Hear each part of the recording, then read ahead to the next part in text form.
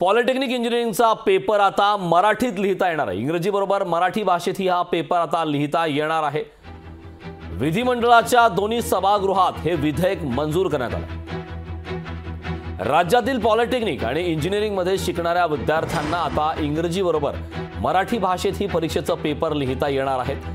या संदर्भात गुरुवारी विधान परिषदेत डॉक्टर बाबासाहेब आंबेडकर तंत्रशास्त्र विद्यापीठ कायद्यात सुधारणा करणारे विधेयक मंजूर करण्यात आले।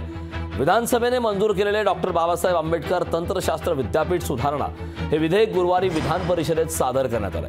उच्च व तंत्र शिक्षण मंत्री चंद्रकांत पाटील यांनी हे विधेयक मांडले। या सुधारित विधेयकामुळे या विद्यापीठात अभ्यासक्रम मराठीतून उपलब्ध होणार आहे।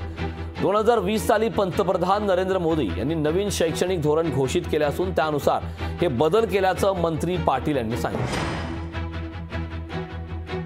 2020 साली माननीय मोदीजींनी जी नवीन शैक्षणिक धोरण घोषित केलं त्यात मातृभाषेला प्राधान्य द्यायला सांगितलं आणि त्याप्रमाणे महाराष्ट्रातली आता पॉलिटेक्निक इंजिनिअरिंग दोन्हीची सर्व पुस्तकं आपण मराठी केली।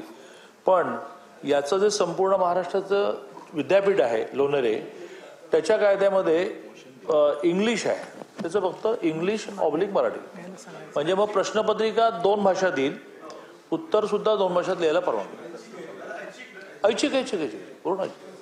आणि पुस्तकं मराठीत आहेत। आर्टिफिशियल इंटेलिजन्स मधून शिकवणाऱ्या प्राध्यापकांचं शिकवणं मराठीत ऐकू येईल।